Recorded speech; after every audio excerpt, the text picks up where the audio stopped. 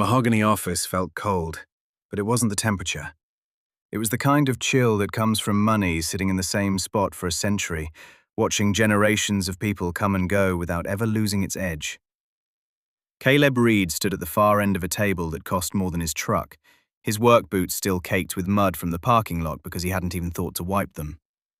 Aunt Beatrice sat at the head of the table, like a judge presiding over a hand-me-down court. She wore real pearls and a smile that looked like she'd spent all morning practicing it in a mirror. The lawyer had just finished reading the parts of the will that actually mattered, and the results were exactly what everyone expected. Caleb's cousins already had their checks tucked away, and Beatrice had secured her special considerations, which left only one thing remaining. She slid an envelope across the polished wood toward him. It wasn't a check, but a physical paper deed that smelled like it had been rotting in a basement for 30 years. The scent of mildew fought with her expensive floral perfume on that single sheet of paper. "The Blackwater Tract," Beatrice said, and her voice sounded like honey being poured over broken glass. 400 acres of family history, and we all thought it was only right that you should have something to call your own, dear. She looked at him with that practiced fake sympathy people use when they're delivering bad news they actually enjoy. The room didn't erupt in laughter, but the air was heavy with the urge to. Caleb could feel the held breath and the slight twitch at the corners of his cousins' mouths. Marcus cleared his throat, while Sterling just stared at his phone, acting like Caleb didn't even exist. Caleb picked up the deed and realized it was light, far too light for an inheritance that was supposed to mean something. The paper was real enough, but the whole situation felt like a cruel joke where he was the only one who didn't get the punchline. "The state says the land is nearly uninhabitable," Beatrice continued, leaning back as if she'd already forgotten he was there. "There are sinkholes, alligators, and the soil is supposedly toxic from decades of industrial runoff. But you'll be happy to know the property taxes are paid through next year." Caleb's father had always been the black sheep of the family, not because he was a bad man, but because he actually tried to be his own person.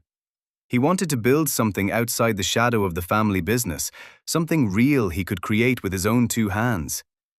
The Reeds never forgave him for that attempt or the eventual failure, and they brought it up as casually as the weather. They talk about his father's little venture with a tone that made it clear they viewed his life as a cautionary tale. Caleb had spent his whole life inheriting that shame. Every family dinner was a masterclass in the kind of subtle humiliation that leaves a mark. Beatrice would ask about his work like she was inquiring after a hobby, and his cousins would exchange those pitying glances that are so much worse than being mocked. The reading of the will was supposed to change the narrative and prove his father had left behind something that carried weight. Instead, it was just more proof that being a Reed only mattered if you were the right kind of Reed, and Caleb was clearly the outsider. He drove out to the swamp alone, a 40-minute trip that ended on an unmarked road that seemed to get worse with every mile. Potholes turned into deep craters, and the old pavement eventually gave way to dirt that hadn't seen a tire track in months. The "Do Not Enter" signs started appearing about half a mile before you hit the property line. These were bright red and yellow warnings from the state about sinkholes that could swallow a vehicle whole. There were mentions of alligators and methane pockets from decades of organic rot that could explode if you disturbed them. The state had gone to great lengths to make sure everyone knew that stepping onto this land was basically volunteering for a disaster. Caleb parked at the very edge of the tract and started walking the perimeter. The water wasn't blue or even brown, it was black, looking as if something had sucked every bit of light out of the world. The air tasted like heavy decay, like something had died a long time ago and was refusing to finish the process. An old man at the general store down the road had tried to warn him about the place. He'd said that people disappear out there, and he didn't just mean their bodies, because the swamp has a way of taking something from your soul. Everyone expected Caleb to sell the land immediately, and Beatrice even went so far as to send over a developer's offer for pennies on the dollar. He didn't even open the envelope all the way before he tore it into pieces. Instead of walking away, he bought a used trailer for $3,000 he didn't really have. He towed it out to the edge of the black water and set it down on blocks, while the rest of the family whispered that he'd finally lost his mind. But as he looked out over the rot, something about the land started pulling at him, and he realized the story they told about this place didn't quite add up. Caleb spent his first week mapping the property, but he didn't use any high-tech gear or expensive sensors. He just carried a simple notebook and a GPS he'd picked up at a pawn shop. As he walked along the edge of the swamp, he started noticing survey stones that didn't seem to belong there at all. These were heavy stone monuments from the 1880s, weathered and sinking into the mud, and they were placed at intervals that made absolutely no sense compared to the modern property lines. It became clear pretty quickly that these discrepancies were deliberate. Someone had moved those markers on purpose, and in this part of the country, you only move a boundary line if you have something to hide. He decided to ask around at the general store, keeping things casual while he bought a coffee and a sandwich. He leaned against the counter and asked if anyone had ever heard of a place called the Stone Rise. The group of old men at the back table went dead silent. It was the kind of heavy quiet that happens when a stranger says a name that was supposed to stay buried forever. Earl, a man who had worked at that store for 40 years and looked as thin as a fence post, finally stood up and walked over. His hands shook just a little bit as he poured himself a fresh cup of coffee. "Your grandfather used to come in here and ask about that too," Earl said. That one sentence stopped Caleb cold. Earl didn't wait for an invitation to sit down. He just pulled up a chair and started telling a story that sounded like a local legend. Back in 1892, a massive 3-story stone mansion stood on that very land. It was built by a railroad baron who had made his fortune the way most of them did, by taking things that didn't belong to him and calling it good business. This man had a son who was a master clockmaker, a man obsessed with mechanical locks and hidden chambers who built security systems the way other people built chairs or tables.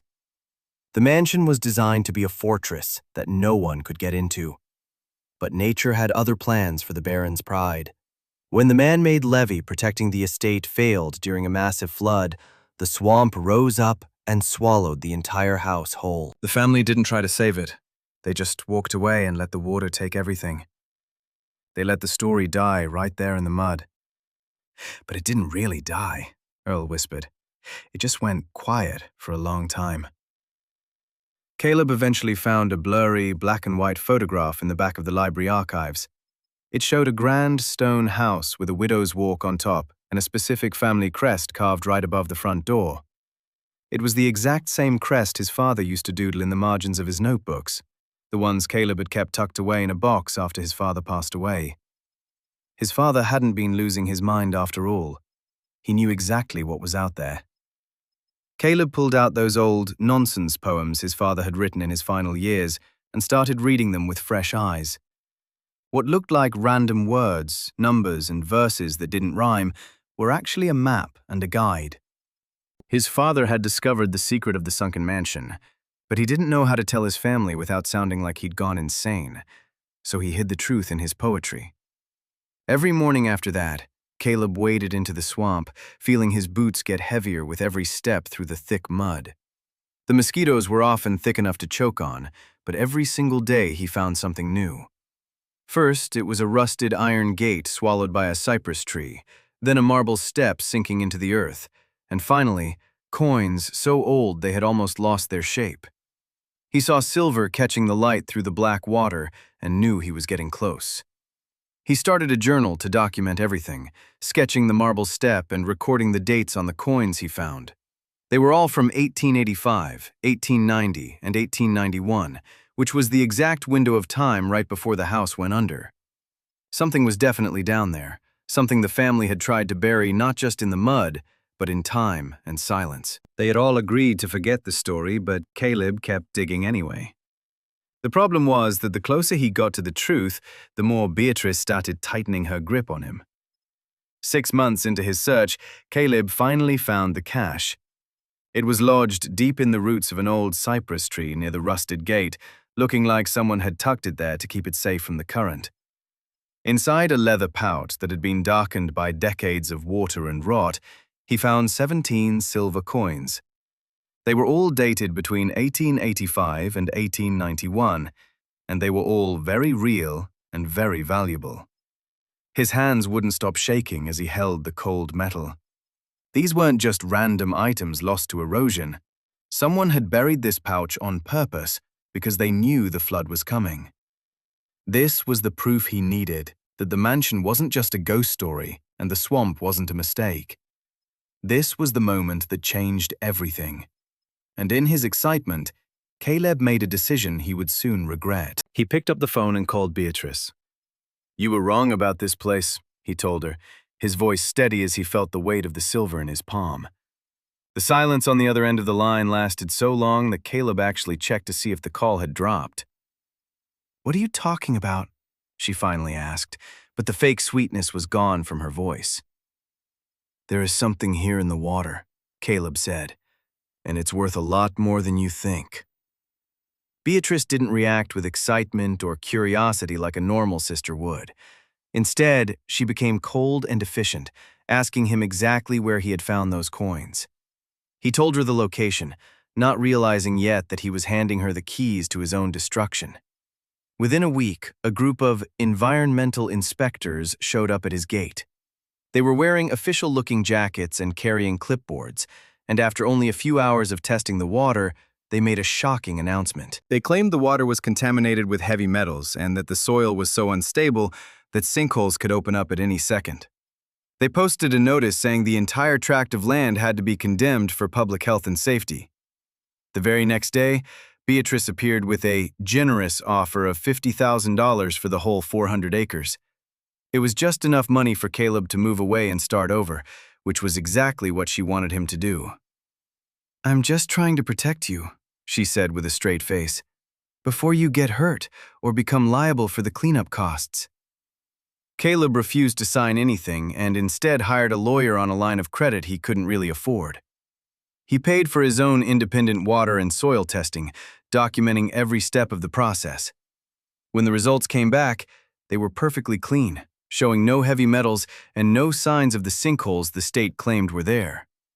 Even with the proof in his hand, the harassment didn't stop. Someone slashed the tires on his trailer, and a few nights later, someone cut his power line in the middle of the night.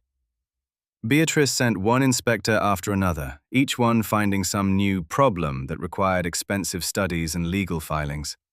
The fees were stacking up so fast that his lawyer eventually looked at him with tired, sympathetic eyes.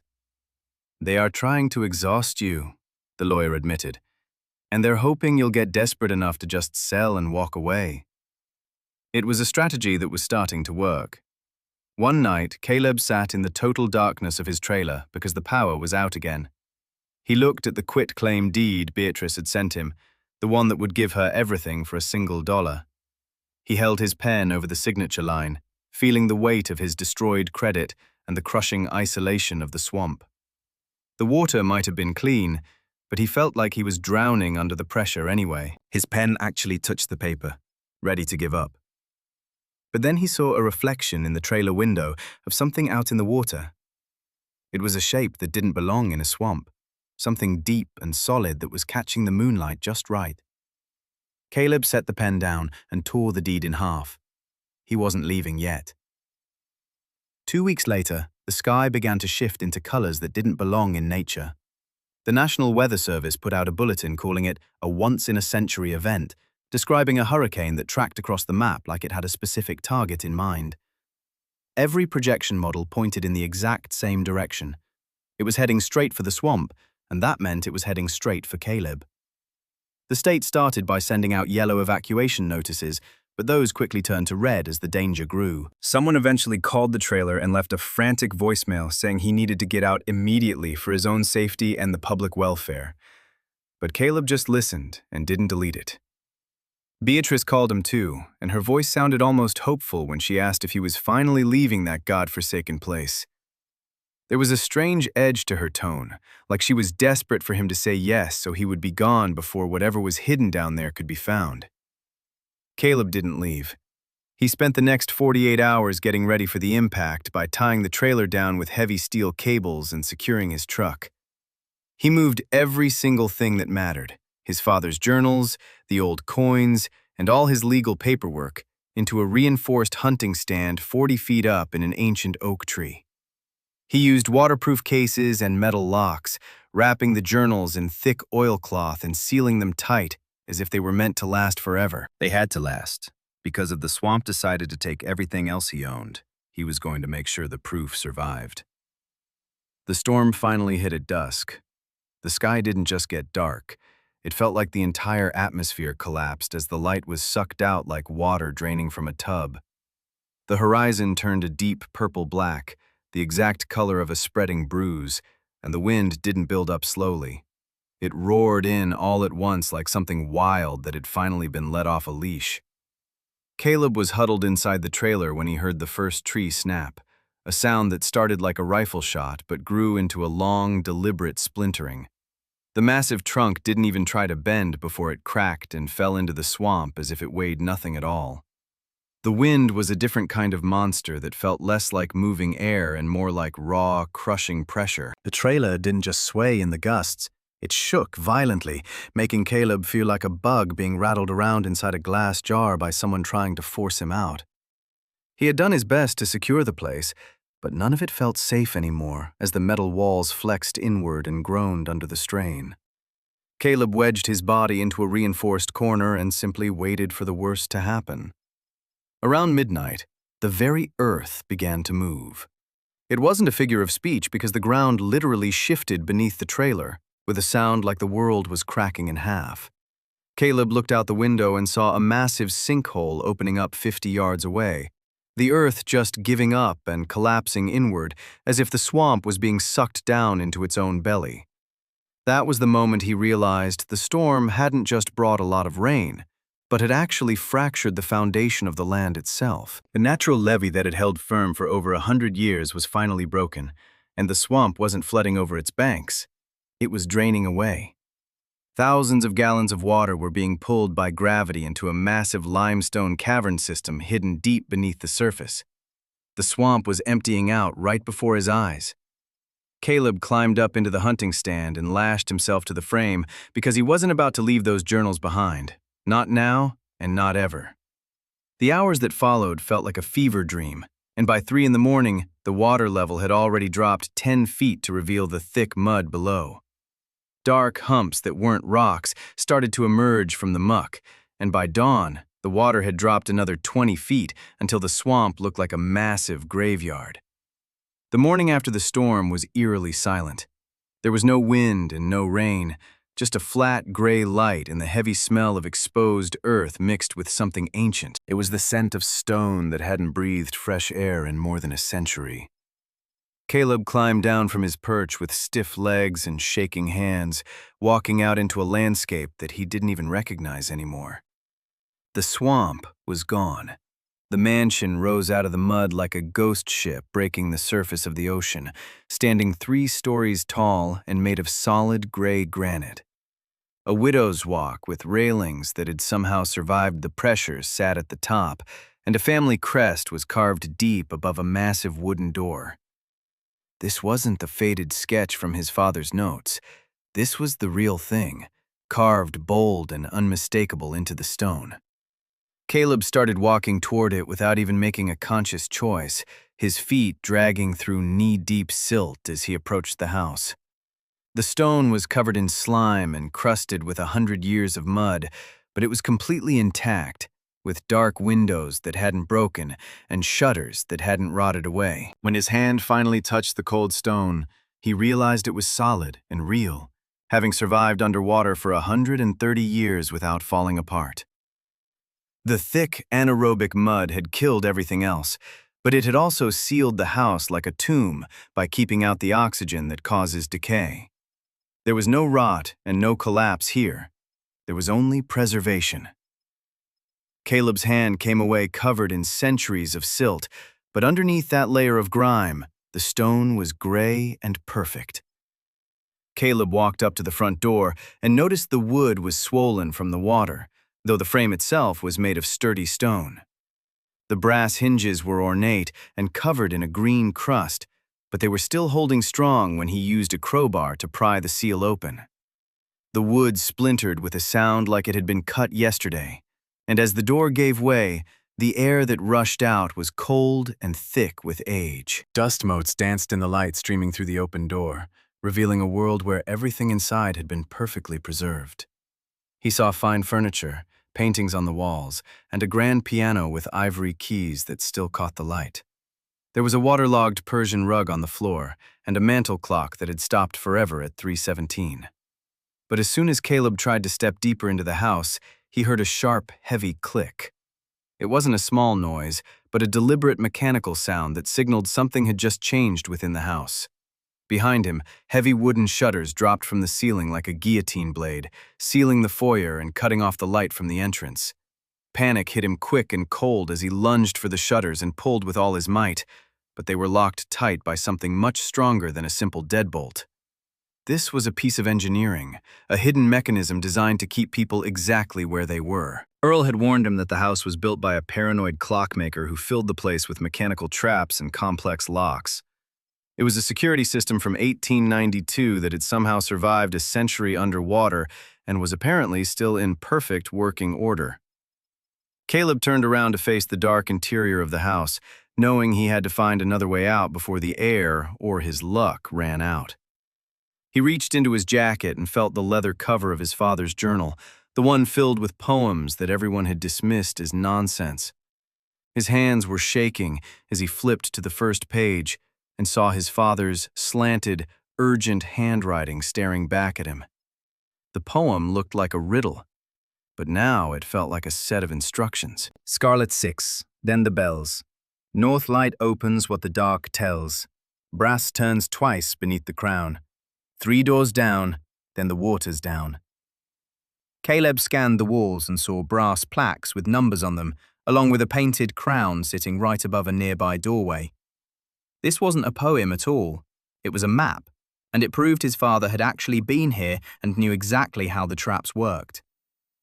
He located the scarlet plaque marked with the number 6 and gave it a firm turn.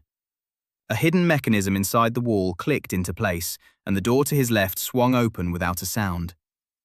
He figured north light had to mean the window facing north, and sure enough, he found a brass lock sitting right beneath the sill. Caleb turned it twice and listened to the sound of something heavy shifting deep inside the walls of the house. The next door opened for him. He moved through the house room by room, finding a library where the books still sat on the shelves and ink bottles on the desk were still half full.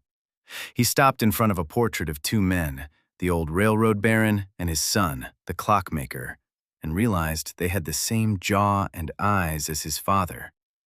In the master bedroom, he found another painting of the same men, but this time they were older and holding a small boy in their arms. That child was Caleb's grandfather, the man Beatrice claimed had thrown the entire family fortune away on a whim. But looking at this house, Caleb knew his grandfather hadn't thrown anything away. He had been protecting a secret. He finally reached the basement where the last lock was waiting, a solid wall of stone marked by a thin brass seam. He remembered the last line of the poem about where the old man keeps the truth and began to work the lock. He turned it north, then south, then west, until the mechanism groaned and the stone finally shifted aside. The safe hidden behind the wall was small and ancient, and the door swung open easily when he pulled on it. It wasn't just gold sitting inside that safe, but a collection of ledgers and a partnership agreement from 1885, signed by the railroad baron and Beatrice's great-grandfather. This was the original contract from before the theft and the betrayal that had sent the family into a tailspin. He found letters written by his own great-grandfather proving that Beatrice's ancestor had forged documents to steal the partnership for himself. That man had pushed the railroad baron out of his own company and taken every cent, leaving Caleb's family with nothing. The railroad baron hadn't just built a house. He had built a fortress and a time capsule using the money he managed to claw back. He had designed this place to be a piece of evidence that would wait for someone worthy to come along and find it. Caleb held the fragile paper in his hands and read the clear words that changed everything he thought he knew about his life. He hadn't just inherited a piece of swampland. He had finally inherited the truth. Beatrice didn't wait long to show her hand, arriving before noon the very next day. She didn't come alone either. She brought a private security detail wearing matching tactical jackets, 3 men with the kind of heavy builds that suggested they were paid to look intimidating so they'd never actually have to fight. She pulled her Range Rover right up to the edge of the clearing, where the massive stone house sat drying in the morning sun like a prehistoric creature that had just crawled out of the mud. High above them on the Widow's Walk, Caleb watched the entire scene unfold. He had already spent the morning securing the heavy doors using the mansion's original stone and iron shutters. It was a strange bit of irony that the same mechanical system designed to keep the world out was now working for him instead of against him. He'd found the brass levers hidden behind wood panels, following the precise instructions his father had left tucked away in those old journals. "The property is unsafe, Caleb," Beatrice shouted from the ground, her voice echoing sharply off the granite walls. "We have a responsibility to secure the perimeter for a proper assessment." Caleb didn't give her the satisfaction of an answer. He just watched as one of the security guards stepped up and yanked on the main door, but the heavy slab didn't even rattle. The man moved from window to window, finding nothing but solid stone shutters that had been lowered from deep within the walls. These defenses were built over a century ago for exactly this kind of confrontation, and they weren't about to fail now. "Caleb, please," Beatrice said, her voice shifting from a cold command to something much more desperate. "Open the door and let's talk, because I know we can still work this out like family." He looked down at her from his perch and noticed her expensive designer shoes were sinking deep into the swampy muck. The sunlight caught her pearl necklace, making her look small and fragile against the backdrop of the massive forest. In that mahogany office, she had seemed like a giant, but out here in the dirt, she just looked like a tired woman losing her grip on a lie. It was the kind of moment that should have felt like a victory, but seeing her like that only made Caleb feel a heavy sort of pity.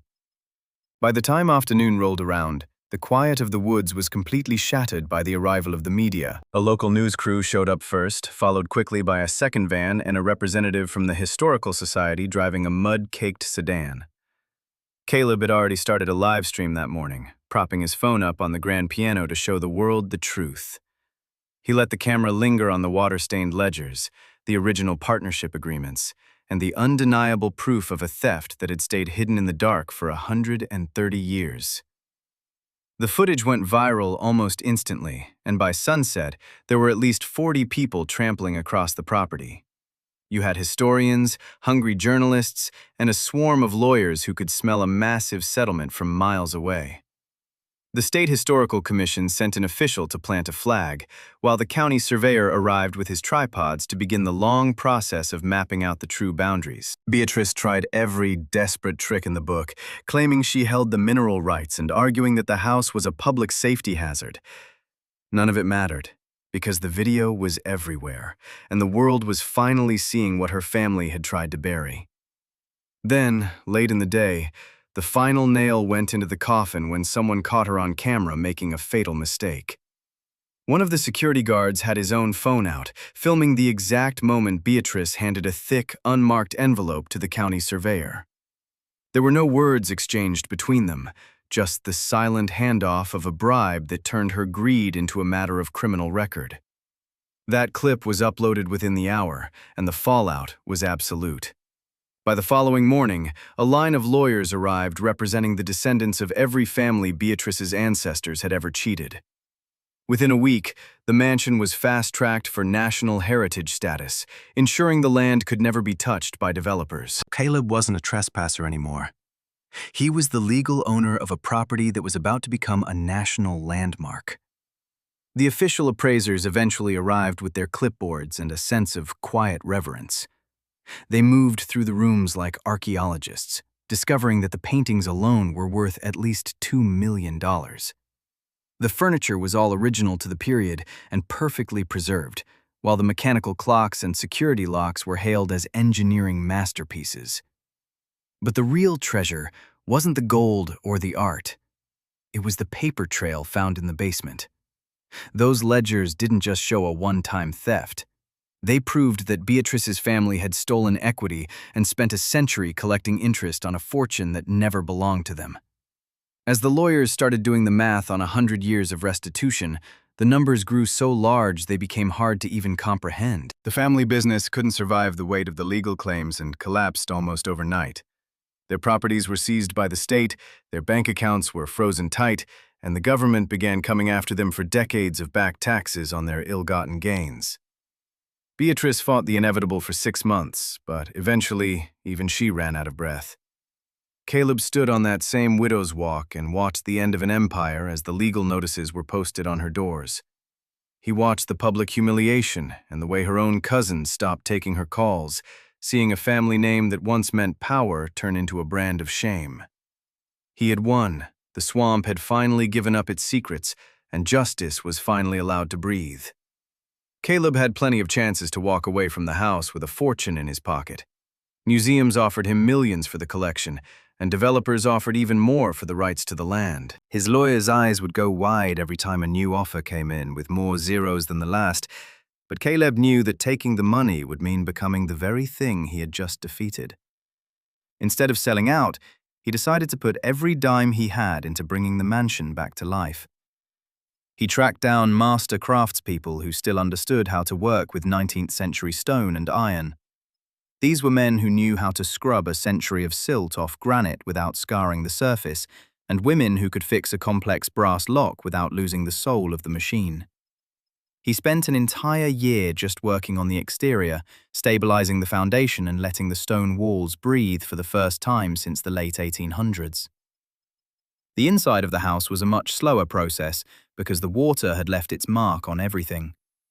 Even though the stone had protected the structure, there were still deep stains on the walls and wood that had swollen from the dampness. Caleb did a lot of the heavy lifting himself, letting his hands learn the curves of the house the way his father never got the chance to. He touched every lock and every hidden mechanism, uncovering every secret his ancestors had built into the very bones of the estate. He didn't want to turn the place into a cold, roped-off museum where people just stared at old things. He wanted a working estate that would show people what that kind of old-world privilege actually looked like from the inside. When he finally opened the doors to the public, it was on his own terms, ensuring the mansion would serve as a lesson rather than a performance. The first thing he did was clear his father's name by publishing a full academic study of the journals. It wasn't a book meant for the bestseller lists, but a careful documentation of the poems and the history they had hidden for so long. His father was no longer remembered as a man who lost his mind in the woods, but as a guardian who carried a secret until he found someone strong enough to hold it. He then used the family's recovered fortune to start a scholarship fund in his father's honor. Every year, $50,000 went to students from families who had been stepped on by people like Beatrice. These were kids who didn't have a head start in life, and Caleb wanted to make sure they had the tools to build something of their own. As for Beatrice, the legal system was not kind to her over the next few years. Her family business was liquidated to pay back the people they had robbed, and the betrayal she had practiced her whole life finally came back to haunt her. Her cousins turned on her to save themselves, her children stopped answering her calls, and she spent her final 5 years living in a cramped apartment on the edge of the city. When Caleb heard she had passed away alone, he didn't feel the need to attend the funeral, because that chapter of his life had already been closed. 3 years after he first stepped into the mud, Caleb hosted a gala to celebrate the mansion's full restoration. 200 people filled the halls, including historians and the descendants of the families who had finally received their restitution. Caleb stood on the widow's walk once more, looking down at the crowd moving through the stone corridors he had scrubbed with his own hands. He wasn't the swamp rat anymore, but he hadn't become a vulture like Beatrice either. He was simply the keeper of the truth. He held a glass of expensive wine that he didn't really care for and set it down on the cool stone railing. The moon was hanging heavy in the sky, reflecting off the distant water that had once tried to swallow him whole. He thought about his father and the journals, realizing that those poems were the only bridge a broken man could build to reach a future he would never see. The mansion had been waiting for him all those years, tucked away in the mud and preserved by the very darkness that was meant to hide it.